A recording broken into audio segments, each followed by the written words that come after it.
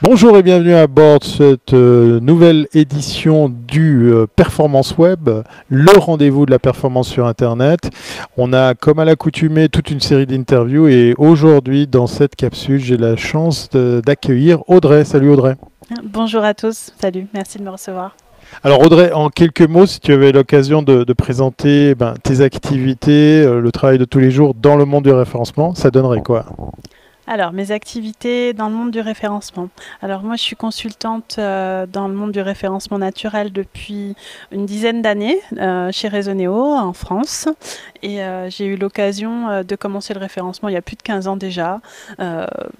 La démarche autodidacte est la plus commune dans ces cas-là. Ça fait beaucoup d'années, il s'est passé beaucoup de choses avec Google.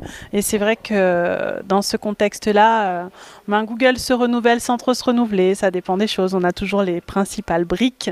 Mais le métier est surtout basé sur la communication de Google, effectivement. Alors, on pourrait se poser la question, là j'ai la chance d'être accompagné par une femme qui est dans la technologie, dans le référencement, dans le web. C'est quoi l'élément déclencheur qui t'a donné envie de te lancer dans ces métiers ? Alors l'élément déclencheur, moi j'ai commencé à aider sur les forums. J'ai appris le référencement en lisant beaucoup d'informations sur le web. Et du coup, l'élément déclencheur, c'est quand on commence à avoir soi-même un site web dont on s'occupe et on veut parfaire la visibilité. On commence à s'intéresser aux différents leviers et on se dit, tiens, ça fonctionne, comment je peux aller plus loin en fait. Voilà. Oui, et puis en plus tu n'es pas en reste parce que on en avait déjà parlé il y a plusieurs mois en arrière. Les lignes de code et analyser tout ça, ça te fait pas peur. Donc c'est un élément en plus qui est très très utile dans nos métiers. Oui, tout à fait. En fait, la couche technique permet d'aller un petit peu plus loin, de se mettre à la place finalement des acteurs qui, eux, vont mettre en œuvre toutes les bonnes pratiques d'un point de vue technique pour que les moteurs de recherche se comportent bien finalement avec le site de chacun. Donc avoir cette vision-là, c'est quand même très pratique, très utile. Alors ce matin, tu étais sur le devant de la scène, tu as présenté effectivement ta conférence à toi pour presque 1 heure. Quel était le thème principal que tu as voulu partager aujourd'hui ? Alors à la base, le thème principal abordé ces derniers jours, ces derniers mois plutôt, c'était les PWA, donc alias les Progressive Web Apps.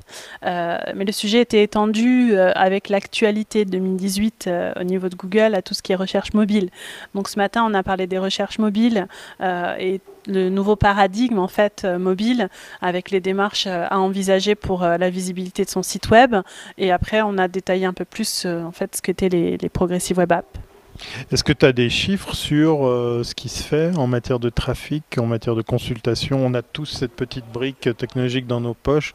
Est-ce que ça fait pencher la balance en matière de type d'audience, de statistiques desktop versus mobile ? Alors en fait, les chiffres qu'on donne dans ce contexte-là, c'est assez light. Il n'y en a pas beaucoup. Il n'y a pas beaucoup de retours d'expérience parce que c'est encore quelque chose de très nouveau. Du coup, Google, qui a été représenté par Vincent Courson et qui est passé juste après moi en conférence, l'a rappelé. C'est quelque chose qui reste nouveau. Donc, ce qu'on sait, c'est que au niveau des taux de conversion, des taux de rebond et même de la revisite, parce que c'est surtout pour l'engagement, une technologie comme les Progressive Web Apps, qui est donc un site web comme une application traditionnelle. Donc on a des applications basées sur le web, mais ça nous permet de réengager l'utilisateur, donc de le faire revenir, donc en ça d'augmenter le trafic. Voilà, on sait que ce sont des leviers, mais de là à communiquer des chiffres, ça reste un petit peu trop tôt. On avait ici en Suisse certains opérateurs qui avaient tenté de le faire. On a notre opérateur national et historique Swisscom qui avait dit il y a plus de 2 ans qu'effectivement surfer sur Internet depuis un mobile avait dépassé le cap des 60%. C'était il y a presque peut-être 3 ans. Voilà.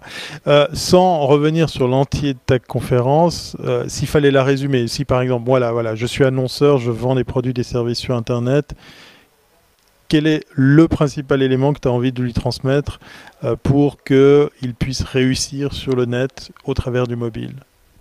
Alors, la conférence, en fait, elle est en deux parties. Il y a une partie sur qu'est-ce qu'on doit faire pour avoir un bon site mobile, et la deuxième qui est plus axée sur les PWA.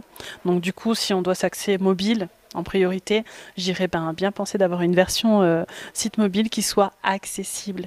Et donc, on va parler référencement, mais aussi expérience utilisateur, et donc UX, les deux ensemble. Alors moi j'ai l'impression, ça n'engage que moi, qu'on a encore beaucoup de boulot à faire ici en Suisse pour que ça fonctionne sur les mobiles.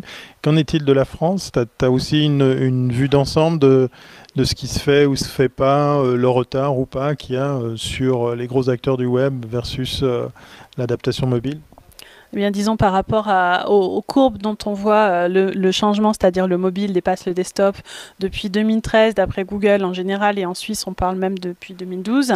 C'est vrai qu'il y a un certain retard, mais en l'occurrence maintenant quand on parle de responsive web design, c'est quand même quelque chose qui est pas forcément clair de pouvoir être défini par tout le monde et tout un chacun, mais on comprend que ça veut dire qu'on doit pouvoir voir le site web depuis n'importe quel type de support et que ça s'adapte au moins dans les grandes lignes.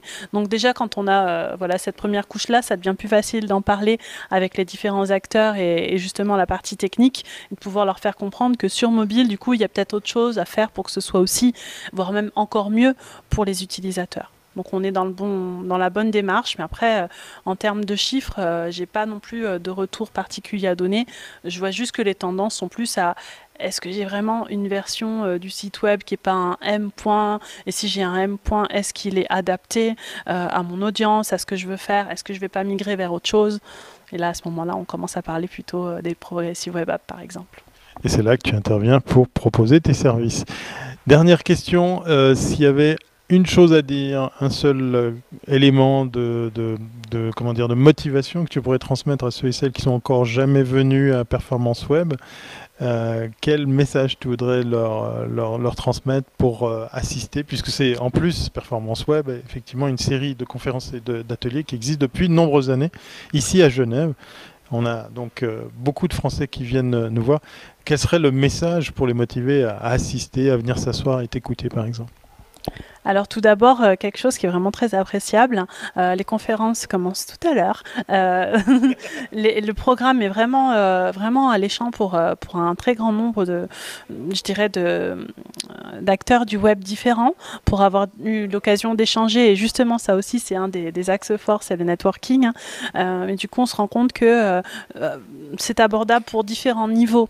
On va s'arrêter jusque là où on peut prendre l'information, mais pour autant, on repart toujours avec des inspirations et quelque chose à exploiter dans un futur assez proche, voire même immédiat quand c'est possible. Et du coup, c'est vraiment très enrichissant de venir ici d'une façon ou d'une autre, soit pour les conférences, soit pour les gens. Et le cadre de la Suisse avec son bord du lac et la ville de Genève. Merci beaucoup Audrey, je te souhaite de passer un bon séjour dans notre beau pays et merci encore pour avoir passé quelques temps ici à cette interview. Merci beaucoup et à très bientôt, j'espère.